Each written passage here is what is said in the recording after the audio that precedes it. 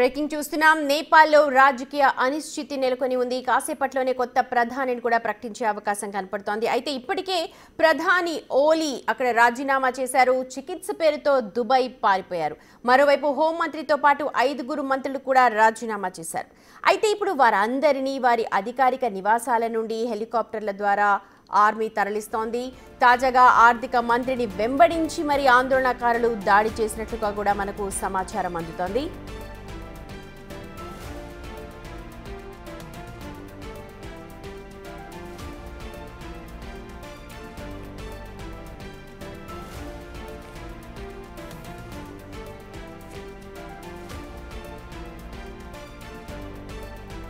నేపాల్ పరిస్థితులపై విశ్లేషణ అందించడానికి ప్రొఫెసర్ డాక్టర్ కె నాగేశ్వర్ మనతో జాయిన్ అవుతూ ఉన్నారు. గుడ్ ఆఫ్టర్నూన్ అండి.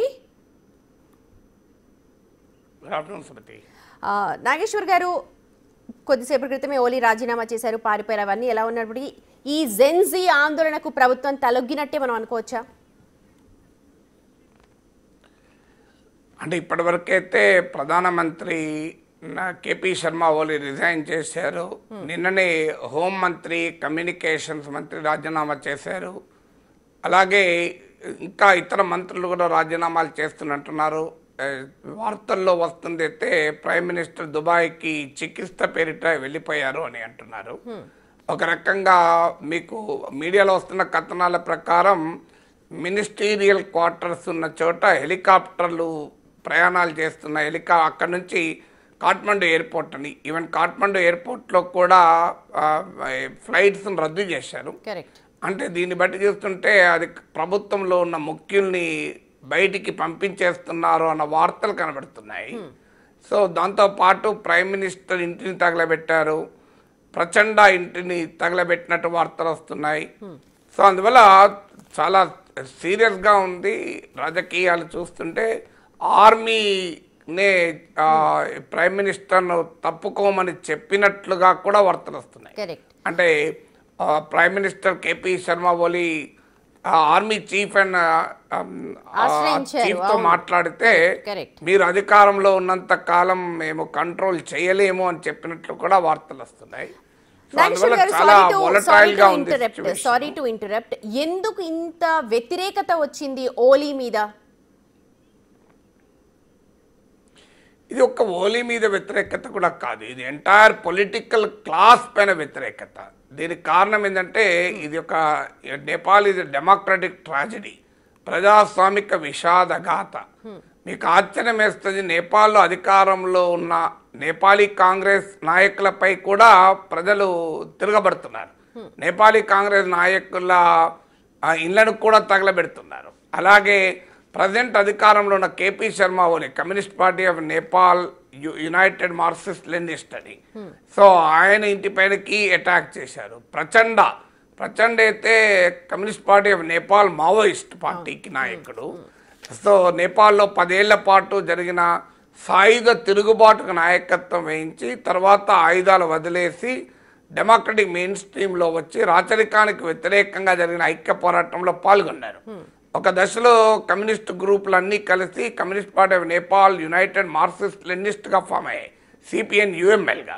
ఇప్పుడు అవి మళ్ళీ ముక్కలై కేపీ శర్మ ఓలీ నాయకత్వంలో సిపిఎన్ యుఎంఎల్, ప్రచండ నాయకత్వంలో సిపిఎన్ మావోయిస్టు, అలాగే మాధవ్ కుమార్ నేపాల్ మరో మాజీ ప్రధాని ఆయన నాయకత్వంలో communist party of Nepal united సోషలిస్టులుగా విడిపోయాయి.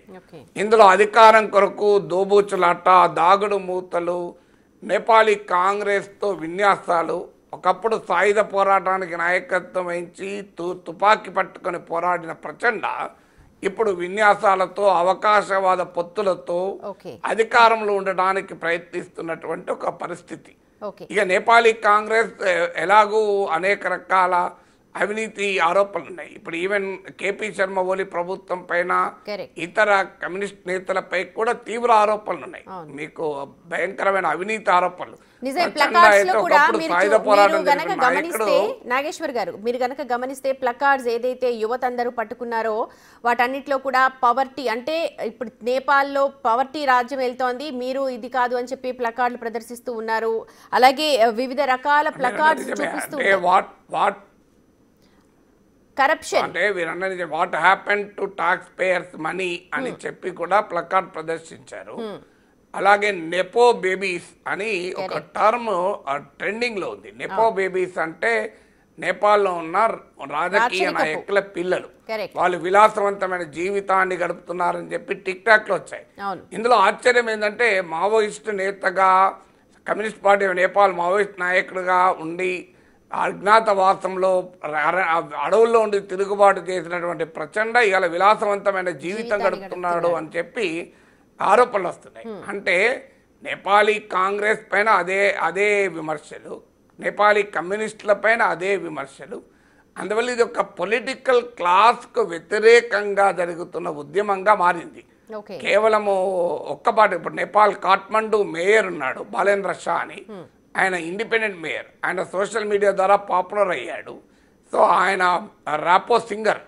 సో అలాంటి వాళ్ళు కూడా దీనికి మద్దతు ఇచ్చారు. ఒక ఎన్జిఓ అమీ నేపాల్ అని ఒక ఎన్జిఓ నాయకత్వం వహిస్తుంది. అందువల్ల ఇది ఎంటైర్ పొలిటికల్ క్లాస్ పైన తిరుగుబాటు, ఒక్క కేపీ శర్మ ఓలీ ప్రభుత్వం పైన తిరుగుబాటుగా చూడకూడదు. ఓకే, ఇప్పుడు కొత్త ప్రధానిని ప్రకటిస్తాము అంటున్నారు. ఎవరెవరు రేస్లో ఉండే అండ్ అసలు ఇప్పుడు సైన్యం చేతిలోంచి వెళ్ళి ప్రధాని ప్రకటించే అవకాశాలు ఉన్నాయంటారా? అంటే అవి చూడాలి, ఇప్పుడే మనం ఏమీ కన్ఫర్మ్ చేయలేము. కానీ ప్రాక్టికల్గా ఏంటంటే కేపీ శర్మ ఓలీ మాత్రం ఉండకూడదు అని. ఎందుకంటే ఆయన ప్రైమ్ మినిస్టర్గా ఉన్న సమయంలో ఈ అన్రెస్ట్ బ్రేక్ అయింది. అంటే సోషల్ మీడియా పైన బ్యాన్ విధించడంతో ఈ అన్రెస్ట్ తారస్థాయికి చేరింది. అది ట్రిగర్ మాత్రమే. కానీ ఈ ఎంటైర్ ప్రాసెస్లో లాభపడేది ఎవరంటే రాచరిక అనుకూల శక్తులు. ఎందుకంటే మార్చిలో రాజుకు అనుకూలంగా కూడా పెద్ద ప్రదర్శనలు జరిగాయి. వాస్తవంగా రాజుకు అనుకూలంగా ఉన్న పొలిటికల్ ఫోర్సెస్కు 3 to 4% ఓటింగ్ మించి లేదు. కానీ ఈ డెవలప్మెంట్స్లో ఈవెన్ ఈ నిరసనలకు వాళ్ళ నాయకత్వం వహించడం లేదు రాచరిక అనుకూల రాజకీయ శక్తులు. కానీ వాళ్ళు కూడా పాల్గొన్నారని కూడా వార్తలు వస్తున్నాయి. అంటే బంగ్లాదేశ్లో షేక్ హసీనా నిరంకుశ పాలనకు వ్యతిరేకంగా విద్యార్థులు జరిపిన పోరాటాల్లో ఇస్లామిస్టులు ఎలా పాల్గొన్నారో ఇక్కడ కూడా రాజు అనుకూల శక్తులు కూడా ఇందులో దూరాయని కూడా వార్తలు వస్తున్నాయి. ఇంకొకటి ఏంటంటే ఇప్పుడు మీకు ఆశ్చర్యం వేస్తే ఒక ఉదాహరణ చెప్తే, ఇప్పుడు communist party of Nepal UML నాయకుడు కేపీ శర్మ ఓలీ అంటే ఆయన కమ్యూనిస్టు నాయకుడు. కానీ ఆయన పశుపతినాథ్ టెంపుల్కు 500 కిలోల బంగారాన్ని ప్రభుత్వం తరఫున ఇచ్చాడు. సో ప్రభుత్వం తరఫున రాముడు పుట్టిన స్థలం ఇది అని చెప్పి, సీత పుట్టిన స్థలం ఇది అని చెప్పి ఆడు యాత్రలు కూడా నడిపాడు. ఇవన్నీ చూస్తే మీకు కమ్యూనిస్ట్ నాయకుడా ఈయన ఏ నాయకుడు అంటే బీజేపీకి తక్కువ కాంగ్రెస్కి ఎక్కువ అనే స్థాయిలో ఉన్నాడు. సాఫ్ట్ హిందుత్వానా ఇది హార్డ్ హిందుత్వానా అని. అంటే ఏ స్థాయిలో ఐడియాలజికల్ డీజనరేషన్ నేపాల్ కమ్యూనిస్ట్ మూవ్మెంట్లో ఉంది, ఏ రకంగా అవినీతి నేపాల్ కమ్యూనిస్ట్ మూవ్మెంట్ లో పెరిగిపోయిందంటానికి కూడా ఇది ఉదాహరణ కదా. మీరు ఓలీ గురించి మాట్లాడారు కాబట్టి నాగేశ్వర్ గారు, అక్కడ జెన్జీ అంటే యువత అందరు కూడా ప్లకార్డ్స్ పట్టుకున్నారు, అమెరికాకి దలాల్ ఓలీ,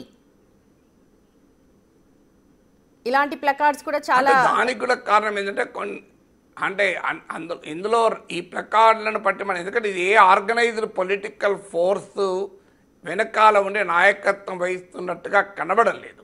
స్పాంటేనియస్ ప్రొటెస్ట్లు అయితే అదే సమయంలో ఈ స్పాంటేనియస్ ప్రొటెస్ట్లు అని చెప్పలేము. ఖచ్చితంగా కొన్ని శక్తులు దాని వెనకాల చేరుతాయి. అమెరికన్ కంపెనీలకి ఈ మధ్య కాలంలో బ్రేక్స్ వేశారు అని కూడా కేపీ శర్మ ఓలీ ప్రభుత్వమే బ్రేక్ వేసిందని కూడా వచ్చింది. మరి అందువల్ల అమెరికా దీని వెనకాల ఉందని కూడా ఆరోపణలు వస్తున్నాయి. వాళ్ళ పత్రికల్లో కూడా, మన తెలుగు పత్రికలు ఆంధ్రజ్యోతిలో కూడా ఆంధ్రజ్యోతి అనుకుంటాను ఏదో ఒక తెలుగు పేపర్లో మొదటి పేజీలో కూడా ప్రచురితమైంది. సో అందువల్ల ఈ ఆరోపణలు, కానీ అది కూడా మనం ఏం కన్ఫర్మ్ చేయలేము. దీని వెనకాల ఇప్పుడు అమెరికా ఉందా, చైనా ఉందా, దీని వెనకాల ఎవరున్నారని కన్ఫర్మ్ చేయలేదు. కానీ రాచరికానికి అనుకూల శక్తులు మాత్రం తప్పనిసరిగా దీన్ని ఉపయోగించుకుంటాయని మాత్రం ఖచ్చితంగా చెప్పగలం. ఎందుకంటే రాచరికం నుంచి బయటపడ్డారు కనుక. ఓకే ఓకే, ప్రస్తుతం ఇండియా ఎఫెక్ట్ అంటే ఇప్పుడు ఇండియా చుట్టుపక్కల ఉన్నవి శ్రీలంక కావచ్చు, బంగ్లాదేశ్ కావచ్చు, పాకిస్తాన్ ఆల్రెడీ అటు వెళ్ళిపోయింది, ఇంకా మిగిలింది ఒక భూటాన్ మాత్రమే. ఇప్పుడు మనకు నేపాల్ కూడా, ఇదంతా ఒక కుట్రలో భాగం అనుకోవచ్చా? మన చుట్టుపక్కల ఉన్నవన్నీ కూడా అగ్నికి ఆజ్యం పోసినట్టు రగులుతూనే ఉన్నాయి, మనల్ని శాంతంగా ఉండనివ్వట్లేదు. అంటే అలా ఎలా మన కంక్లూషన్ కష్టం, అది ఫార్ఫెచ్డ్ కంక్లూజన్. నేపాల్లో జరిగే పరిణామాలు ఇండియాకు వ్యతిరేక కుట్ర ఎందుకు అవుతుంది, కానీ అది సమస్య కాదు. మీకు అది ప్యూర్లీ ఏ నేషనల్ డొమెస్టిక్ ఫినామినన్. నేపాల్లో అవినీతి రాజ్యం వెళుతోంది, పొలిటికల్ క్లాస్ అవినీతిలో మునిగి విలాసాలు అనుభవిస్తున్నారు. నేపాల్ ఏమో పేద దేశం, దాని ఇన్కమ్ తలసరి ఆదాయం $1,300, అంటే మన దేశ తలసరి ఆదాయంలో 1/3 కూడా ఉండదు. నేపాల్లో ఇప్పటికీ కూడా చాలా ప్రాంతాల్లో సరైన ఇన్ఫ్రాస్ట్రక్చర్ లేదు, కానీ సోషల్ మీడియా పెనట్రేషన్ బాగా ఉంది. అందువల్ల ఇప్పుడు మీకు సోషల్ మీడియాను పైన నిషేధం ఎందుకు ట్రిగర్ అయింది అది కూడా మనం ఆలోచించాలి. అంటే సోషల్ మీడియాను ఇప్పుడు నిషేధాన్ని ఎత్తివేసినా కూడా ఆ పోరాటాలు ఆగడం లేదు. సోషల్ మీడియాలో నిషేధం ఎందుకు ట్రిగర్ అయిందంటే యూత్ ఏమో తమ ఫ్రీ ఎక్స్ప్రెషన్కు సోషల్ మీడియాను ఒక ఆయుధంగా వాడుకుంటున్నారు. ఇప్పుడు ఉదాహరణకు ఇంతకుముందు చెప్పినట్లు నెపో బేబీస్ అనే టర్మ్ ఎందుకు ట్రెండింగ్ అయిందంటే పెద్ద ఎత్తున ప్రజలు రాజకీయ క్లాస్ విలాసాలు అనుభవిస్తుందని తమ వ్యతిరేకతను వ్యక్తం చేశారు ఆ రూపంలో. తర్వాత నేపాల్లో టూరిజం యొక్క ప్రధానమైన బిజినెస్ ఎంటర్ప్రైజ్, టూరిజంలో ఉండేటువంటి వాళ్ళు ఎక్కువగా సోషల్ మీడియా పైన ఆధారపడతారు. సో అందువల్ల సోషల్ మీడియా బ్యాన్ వల్ల వాళ్ళు కూడా ఎఫెక్ట్ అయ్యారు. తర్వాత నేపాల్ జనాభాలో 7.5% విదేశాల్లో మైగ్రెంట్ లేబర్గా, మైగ్రెంట్ వర్కర్స్గా వెళ్ళిపోయి ఉన్నారు. వాళ్ళందరూ కూడా తమ దేశంలో తమ కుటుంబాలతో కనెక్ట్ అయ్యడానికి వేరే మార్గం లేదు సోషల్ మీడియా తప్ప. సో అందువల్ల ఇలా అన్ని రకాల వాళ్ళు, ఈవెన్ పొలిటికల్లో ఇప్పుడు నేను ఇంతకుముందు చెప్పిన బలేంద్ర షా కాఠ్మండు మేయర్, ఆయన సోషల్ మీడియా పాపులారిటీతోనే మేయర్ కూడా అయ్యాడు. ఇలా అందరూ సోషల్ మీడియాను ఉపయోగించుకుంటున్న తరుణంలో సోషల్ మీడియా పైన బ్యాన్ విధించడం పొలిటికల్ క్లాస్ మా వాయిసెస్ను అణచివేస్తుంది అన్న భావం బలంగా పెరిగేది రోడ్ల మీదకి పోరాటంగా మారింది. ఒక్కసారి ప్రజలు తిరగబడిన తర్వాత రకరకాల శక్తులు దాంట్లో దూరి వాటిని ఉపయోగించుకునేటువంటి ప్రయత్నాలు కూడా చేస్తాయి కదా. Correct correct. అయితే ఇప్పుడున్న పరిస్థితుల్లో నేపాల్ మళ్ళీ పూర్వస్థితికి రావడానికి ఎలాంటి ఆచరణ యోగ్యమైన విధానాలు రూపొందించుకోవాలి, అక్కడ అసలు అలాంటి సిచ్యువేషన్ ఎప్పటికి వచ్చే అవకాశం ఉంది? అంటే ఇప్పుడు మొదలు నేపాల్లో ఈ వ్యతిరేకత రావటానికి కారణం మళ్ళీ రాచరికానికి వెళ్ళడం పరిష్కారం కాదు. ఎందుకంటే రాచరిక పీడను వదిలించుకునే నేపాల్ ఒక సెక్యులర్ డెమోక్రటిక్ కంట్రీగా ఎమర్జ్ అయింది. సో అందువల్ల ఇప్పుడు మళ్ళీ వెళ్ళి ఇప్పుడు తిరిగి రాజును తీసుకొచ్చి కూర్చుండబెట్టాలి అనే ఒక ప్రయత్నం, అక్కడున్న మితవాద శక్తులు కలిసి ఆడ ప్రయత్నం ఏంటి అంటే రాజుకు అనుకూలం. ఇప్పుడు ఈవెన్ ఆ రాజుకు అనుకూలమైనటువంటి శక్తులకు ఇది ఊతం ఇచ్చిస్తుంది, దాన్ని కాకుండా జాగ్రత్త పడాలి. అంటే ప్రజలకు డెమోక్రటిక్ ఎక్స్పెరిమెంట్, ప్రజాస్వామిక ప్రయోగం ఫెయిల్ అయినప్పుడు ప్రజల్లో మాకు రాజే నయం కదా, రాజే బెటర్ కదా అనుకునే ప్రమాదం కూడా ఉంటుంది. అంటే నేపాలీ ప్రజల మధ్య ఒక కరప్ట్ డెమోక్రసీ, ఒక రిప్రెసివ్ మొనార్కీ, అంటే ఒక నిర్బంధ రాచరిక వ్యవస్థ, ఒక అవినీతితో కూడిన ప్రజాస్వామిక వ్యవస్థల మధ్య ఛాయిస్గా ఉండకూడదు. ఛాయిస్ అనేది ఒక బెటర్ డెమోక్రసీగా ఉండాలి. అందువల్ల బ్యాడ్ డెమోక్రసీ అనే దానికి పరిష్కారం రాచరికం కాదు, గుడ్ డెమోక్రసీ పరిష్కారం. సో అది అన్ఫార్చునేట్లీ ప్రజలు రాచరికం వైపుగా వెళ్ళే ప్రమాదం కూడా ఉంటుంది. ఆల్రెడీ రాచరికానికి అనుకూలంగా రాజును తిరిగి తీసుకురావాలని చెప్పి మార్చిలో ప్రదర్శనలు జరిగాయి. ఇప్పుడు ఈ నిరసనలో కూడా వాళ్ళు దూరారు, వాళ్ళు కూడా ఇందులో ఇన్వాల్వ్ అయ్యారు అంటున్నారు. ఎందుకంటే వాళ్ళకి అది పండుగే కదా. ఎందుకంటే ప్రజాస్వామిక పాలకులు, ప్రజాస్వామిక రాజకీయ నాయకులు విలాసవంతమైన జీవితం గడుపుతున్నారని ప్రజల్లో వ్యతిరేకత వస్తే అది రాజును సహజంగానే రాచరికానికి బలాన్ని చేకూరుస్తుంది. అది జరగకుండా చూడాలి, ఇది మొదటిగా చూడాలి. ఇక రెండవది పొలిటికల్ కరప్షన్ను ఎదుర్కోవాలి. ఎందుకంటే ఇదంతా ప్రజల నుంచి తీవ్ర వ్యతిరేకత, రాజకీయ అవినీతికి వ్యతిరేకంగా తిరుగుతారు. అందువల్ల పొలిటికల్ పార్టీస్, అది నేపాలీ కాంగ్రెస్ కానీ నేపాలీ కమ్యూనిస్టులు కానీ అందరూ కూడా ప్రజలకు ఇచ్చిన హామీల విషయంలో దే ఆర్ సింప్లీ ఫెయిల్డ్. అంటే ప్రజలకు తమ హామీలు నిలబెట్టుకోలేకపోయారు. అందువల్ల పొలిటికల్ క్లాస్ అనేది అర్థం చేసుకోవాలి. మధ్య విన్యాస ప్రమాదకరమైన రాచరికానికి అవకాశం ఇవ్వకూడదు అని. వీళ్ళ అధికారం కొరకు అవకాశవాదంతో ఒకరినొకరు వెన్నుపోట్లు పొడుచుకుంటూ బతుకుతున్నారు ఇప్పటిదాకా. సో ఎవరితో ఎప్పుడు కలుస్తాడో కూడా తెలియని పరిస్థితి నేపాల్లో. ఆ దుస్థితి ఖచ్చితంగా మళ్ళీ రాచరికానికి బలాన్ని చేకూరుతుంది.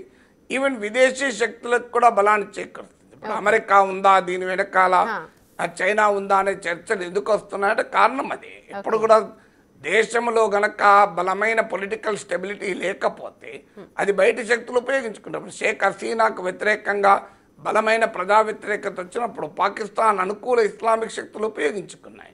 సో అందువల్ల స్టేట్లెస్ సొసైటీగా ఉండకూడదు ఏ దేశం కూడా. అందువల్ల ఈ అనార్కీని ఎటువైపైనా వెళ్ళే అవకాశం ఉంది. ఎందుకంటే పిల్లల్లో స్కూల్ పిల్లలు ఈ స్కూల్ డ్రెస్సుల్లో కాలేజ్ పిల్లలు కాలేజ్ డ్రెస్సులో వచ్చి కూడా ఈ పోరాటంలో పాల్గొన్నారు. సో అందువల్ల ఇప్పటికైనా రాజకీయ వ్యవస్థ తమ అవినీతిని అధిగమించి ఒక ప్రజలకు అకౌంటబుల్ పొలిటికల్ ఆర్డర్ తీసుకురావడమే పరిష్కారం. రూల్ ఆఫ్ లా, చట్టబద్ధమైన పాలన నిలబెట్టడం, ఒక మచ్యూర్ డెమోక్రసీగా ఎవాల్వ్ కావడమే పరిష్కారం. ఇప్పుడు అక్కడ అలాంటి వాళ్ళు ఎవరు ఉన్నారు అని ఏమైనా ఇన్ఫర్మేషన్ ఉందా, లేకపోతే కొత్త ప్రధాని పేర్లలో అలా చెప్పడం కష్టము. ఓకే, అయితే అలా I can't speculate on that, ఎందుకంటే వారి బయోడేటాలు నేను పరిశీలించి తీర్పు చెప్పలేను కదా. రైట్. అయితే ఇప్పుడున్న సిచ్యువేషన్స్ కనుక మనం చూస్తే ఓలీ గురించి మాట్లాడుకుంటే, ఇంతకు ముందు ఎప్పుడు టైం దొరికినా సరే మన మీద విషం కక్కారు, అనవసరమైన మాటలు మాట్లాడారు. అలాంటి ఓలీ ఇప్పుడు దుబాయ్ పారిపోయాడు. మన పక్కనున్న బంగ్లాదేశ్ హసీనా మన దగ్గరకు వచ్చింది. సో ఇవన్నీ సినారియోస్ చూస్తుంటే చాలా మంది చాలా డౌట్స్ వ్యక్తం చేస్తున్నారు. మీరు అన్నట్టుగా తెలుగు పత్రికలు కూడా చాలా రాశాయి.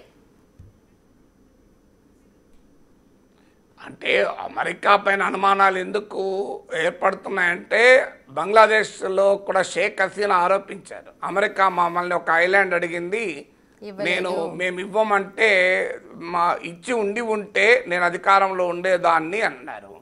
సహజంగా అమెరికా, బ్రిటన్లు ఇలా రాజకీయ పొలిటికల్ అసైలం, రాజకీయ ఆశ్రయాన్ని ఇస్తూ ఉంటారు పొలిటీషియన్స్కు, పొలిటికల్ డిసిడెంట్లకు కూడా. మీకు ఈవెన్ ఖలిస్తాన్ తీవ్రవాదులకు కూడా అమెరికాలో, యూకేలో, కెనడాలో ఆశ్రయం పొందుతున్నారు. కానీ షేక్ హసీనా చెల్లెల కూతురు బ్రిటన్లో అధికార లేబర్ పార్టీ ఎంపీ అయినా కూడా యూకే ఆమెకు అసైలం ఇవ్వలేదు, రాజకీయ ఆశ్రయం.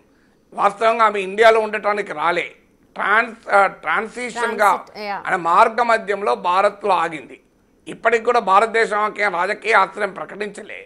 మీకు అమెరికాలో ఆమె కొడుకుంటాడు, అయినా కూడా అమెరికా కూడా పొలిటికల్ అసైలం ఇవ్వడం లేదు. సో అలాంటి ఎందుకు ఇవ్వడం లేదు అనుకున్నప్పుడు షేక్ హసీనా ఆరోపణలకు ఎక్కడొక్కన బలం చేకూరుతాయి. ఇక చైనాకు కేపీ శర్మ ఓలీ అనుకూలమనే కాదు, మనకు అర్థం కావాలంటే నేపాల్లోనే కాదు, చైనా ఇంపాక్ట్ మీకు మాల్దీవ్స్లో ఉంది, శ్రీలంకలో ఉంది, అన్ని ప్రాంతాల్లో ఉంది. అది వేరే సబ్జెక్ట్. కానీ ఇక్కడ నేపాల్లో యాంటీ ఇండియా సెంటిమెంట్ ఒక్క కేపీ శర్మ ఓలీకే కన్ఫైన్ కాదు. ఉదాహరణకు కొన్ని ప్రాంతాలు, కాలాపాని అనుకుంటా, ఓ ఏరియాలో ఈవెన్ భారతదేశ భూభాగానికి కూడా నేపాల్ అఫీషియల్ మ్యాప్లో కలుపుకొని వాళ్ళ పార్లమెంట్ ఏకగ్రీవంగా ఆమోదించింది. అంటే ఇండియన్ టెరిటరీస్, మనం క్లెయిమ్ చేస్తున్న టెరిటరీస్ కూడా నేపాల్ పొలిటికల్ మ్యాప్లో కలుపుకొని దాని కాన్స్టిట్యూషన్లో భాగం చేస్తూ నేపాల్ పార్లమెంటు చట్టమే చేసింది. అందువల్ల దాన్ని ఏకగ్రీవంగా అందరూ కూడా ఆమోదించారు. అందువల్ల యాంటీ ఇండియన్ సెంటిమెంట్ నేపాల్లో ఉన్నమాట నిజం. నేపాల్లోనే కాదు, మీకు మాల్దీవ్స్లో అదే సెంటిమెంట్ ఉండే. మహమ్మద్ మొయిద్ అయితే ఇండియా అవుట్ అనే క్యాంపెయిన్తోనే అధికారంలోకి వచ్చారు. తర్వాత కాస్త వెనక్కు తగ్గాడు. ఇప్పుడు ఇటీవల మన ప్రైమ్ మినిస్టర్ కూడా వెళ్ళి మాల్దీవ్స్లో పర్యటించారు. శ్రీలంకలో కూడా ఈ యాంటీ ఇండియా సెంటిమెంట్ ఉండే, కాస్త ఇప్పుడు రిలేషన్స్ ఇంప్రూవ్ చేసి ఇవన్నీ అటు ఇటు జరుగుతూ ఉంటాయి. బంగ్లాదేశ్లో మొదటి నుంచి కూడా షేక్ హసీనా అధికారంలో ఉన్నప్పుడు భారత్తో మంచి సంబంధాలు ఉండే. సో ఖాలిదా జియా అధికారంలో ఉన్నప్పుడు ఆ సంబంధాలు లేకుండే. ఇప్పుడు షేక్ హసీనా అధికారంలోకి వెళ్ళారు. పాకిస్తాన్ అనుకూల ఇస్లామిస్ట్ శక్తుల ఇన్ఫ్లుయెన్స్లో ఉండే మహమ్మద్ యూనస్ అధికారంలో ఉన్నాడు కనుక యాంటీ ఇండియా సెంటిమెంట్ ఉన్నమాట నిజం. అందువల్ల అయితే దీనికి ఇది ఒక్క రోజులో ఎవాల్వ్ అయ్యేటువంటి ప్రాసెస్ కాదు. నేపాల్లో ఇదేదో కేపీ శర్మతో వచ్చింది కాదు, కేపీ శర్మ వాళ్ళతో పోదు. ఎందుకంటే భారతీయ జనతా పార్టీ కూడా అక్కడ బీజేపీ ప్రత్యేకంగా రాచరికానికి అనుకూల రాజకీయ శక్తులకు మద్దతు ఇస్తుంది. సో అందువల్ల కూడా నేపాల్లో ఆ వ్యతిరేకత, రాచరికం పైన వ్యతిరేకత మనపై వ్యతిరేకతగా కూడా మార్పు చెందింది. మీకు అక్కడ నేపాల్లో మదేశీ ఆందోళన జరిగినప్పుడు కూడా మన ప్రభుత్వం తీరు, ఓవరాల్గా మన ప్రభుత్వం pro monarchy, BJP government pro monarchy ఉంటుంది అనేటువంటి భావన కూడా ఉంది. అది కూడా ఒక కారణం. యాంటీ మొనార్కీ సెంటిమెంట్ బలంగా ఉన్నప్పుడు అది యాంటీ ఇండియా సెంటిమెంట్ కూడా పరిగణించింది. ఓకే, నాగేశ్వర్ గారు, ఈ ఎఫెక్ట్ మన పౌరులు అంటే ఆల్రెడీ మన పౌరులు అక్కడ ఉన్నారు, మన ఎంబసీ కూడా జాగ్రత్తగా ఉండమని చెప్పింది. మన నైబర్ దేశాలు ఇలాగా అల్లకల్లోలంగా ఉన్నప్పుడు దాని ఎఫెక్ట్ మన మీద కూడా కొద్దో గొప్ప ఉంటుంది కదా? అంటే డెఫినెట్గా ఉంటుంది. అయితే నేపాల్ సినారియో వేరు, బంగ్లాదేశ్ సినారియో వేరు. ఎందుకంటే నేపాల్ మా భారత భూభాగంలో తీవ్రవాదుల్ని ప్రోత్సహించిన చరిత్ర ఏమి నేపాల్కి లేదు కదా. మీకు బంగ్లాదేశ్లో సమస్య ఏంటంటే అది నార్త్ ఈస్టర్న్ తీవ్రవాదులకు బంగ్లాదేశ్ అడ్డగా ఉండే ప్రమాదం ఉంది. ఈ మధ్య నార్త్ ఈస్టర్న్ తీవ్రవాదం కొంత తగ్గినా కూడా లేదు. పాకిస్తాన్ చేతుల్లోకి వెళితే ఇస్లామిక్ తీవ్రవాదులకు కూడా అడ్డాగా ఉండే ప్రమాదం ఉంది కనుక మనకు ఎక్కువ ఛాలెంజ్. బంగ్లాదేశ్ పరిణామాలు వేరు. బంగ్లాదేశ్ పరిణామాలు నేపాల్ పరిణామాలు మనం పోల్చి చూడలేము. ఇమీడియట్ గా మన ఇండియన్ సెక్యూరిటీకి, ఇండియన్ టెరిటోరియల్ ఇంటెగ్రిటీకి అదే ప్రమాదం అని నేను అనుకోను. Okay, fine. ఇప్పుడున్న పరిస్థితుల్లో ఆయన రాజీనామా చేశారు, ఆందోళనకారులు శాంతించారని అనుకుంటున్నాం, సంబరాలు చేసుకుంటున్నారు. సో ప్రస్తుతం వాళ్ళు చేయాల్సిన పని ఏంటి అనేది ఒక 1 minute చెప్పండి. నేపాల్ ప్రభుత్వాలు అక్కడ ప్రజలకు చేయాల్సిన పని అంటే ఇప్పుడు still situation is very volatile. ఇమీడియట్గా వాళ్ళ టార్గెట్ సోషల్ మీడియా బ్యాన్ ఉండే గనక ఆ బ్యాన్ ఎత్తివేశారు. తర్వాత వాళ్ళ టార్గెట్ అధికారంలో ఉన్న ప్రైమ్ మినిస్టర్ పైన ఉండే గనక కేపీఎస్ శర్మ ఓలీ రాజీనామా చేస్తే సంబరాలు జరుపుకోవచ్చు. కానీ ఇళ్ళకనే పండుగ కాదు. అసలు ప్రజల ఆగ్రహానికి మూలము కరప్ట్ పొలిటికల్ సిస్టమ్. ప్రజల ఆగ్రహానికి మూలము పేదరికము, అసమానతలు, ఆర్థికపరమైన ఇబ్బందులు. ప్రజల ఆందోళనకు కారణము పొలిటికల్ క్లాస్ ప్రజలకు దూరం కావడం. సో దాన్ని అడ్రస్ కానంత కాలం ఈ సమస్య ఇప్పుడే పరిష్కారం కాదు. మనం చూసాం ఈజిప్టు, తునిషియా లాంటి దేశాల్లో ఫేస్బుక్ ఉపయోగించుకుని పెద్ద ఎత్తున ప్రజలు నిరసనకు వచ్చారు. కానీ ఆ తర్వాత అధికారంలోకి వచ్చిన వాళ్ళేం గొప్ప నాయకులు కాదు, గొప్ప ప్రభుత్వాలు ఏం కాదు. సో బంగ్లాదేశ్లో కూడా షేక్ హసీనాను పారద్రోలను పెద్ద ఉద్యమం అది. అన్ని రకాల శక్తులు అందులో ఇన్వాల్వ్ అయ్యారు ఈవెన్. కానీ అల్టిమేట్గా షేక్ హసీనా నిరంకుశ పాలన పోయింది, కానీ అంతకన్నా పనిమాల పాలన వచ్చింది అక్కడ. సో అందువల్ల మనం ఇప్పుడున్న పొలిటికల్ సిచ్యువేషన్ మనం ఇప్పుడిప్పుడే ప్రిడిక్ట్ చేయలేం. హైలీ వోలటైల్ ఉన్న మాట నిజం. ఎందువల్ల ఈ ప్రొటెస్ట్ లేదా అరబ్ స్ప్రింగ్ లాగా నేపాల్ స్ప్రింగ్ అంటే అరబ్ స్ప్రింగ్ ఏం రిజల్ట్ ఇచ్చింది? మీకు ఈజిప్ట్లో ముస్లిం బ్రదర్హుడ్ లాంటి పార్టీలకు కూడా బలోపేతం చేసింది. అందువల్ల పొలిటికల్ చేంజెస్ ఇలా యాంగర్తో అంటే స్ట్రీట్ యాంగర్తో రాజకీయ పరిణామాలు రావు. ఆర్గనైజ్ పొలిటికల్ మూవ్మెంట్స్ గా మారినప్పుడు మాత్రమే పాజిటివ్ చేంజెస్ వస్తాయి. శ్రీలంక మీకు ఉదాహరణ. శ్రీలంకలో ప్రజల వ్యతిరేకత ఆర్గనైజ్ పొలిటికల్ చేంజ్ కారణమే అనుర్ కుమార్ దిస్నాయక్ ప్రెసిడెంట్ అయ్యాడు. అది అక్కడ ఉద్యమం అన్ని. అందువల్ల ఆర్గనైజ్ పొలిటికల్ మూవ్మెంట్ జరగాల్సిందే తప్ప లేకపోతే ఇది అనార్కీకి కూడా దారి తీసే ప్రమాదం కూడా ఉంటుంది. రైట్ అండి, thank you so much Nageswar garu. అది ఆర్గనైజ్డ్ పొలిటికల్ మూవ్మెంట్ వస్తే తప్ప నేపాల్లో ఉన్న పరిస్థితులకు ఒక శాశ్వత పరిష్కారం లభించే అవకాశం ఉంది అని చెప్పి అరెస్ట్ ప్రొఫెసర్ కె నాగేశ్వర్ అభిప్రాయపడుతూ ఉన్నారు. చూద్దాం మరి అలాంటి మూవ్మెంట్ వస్తుందో లేదో నేపాల్లో. ఇవి సమయానికి updates. For more updates keep watching.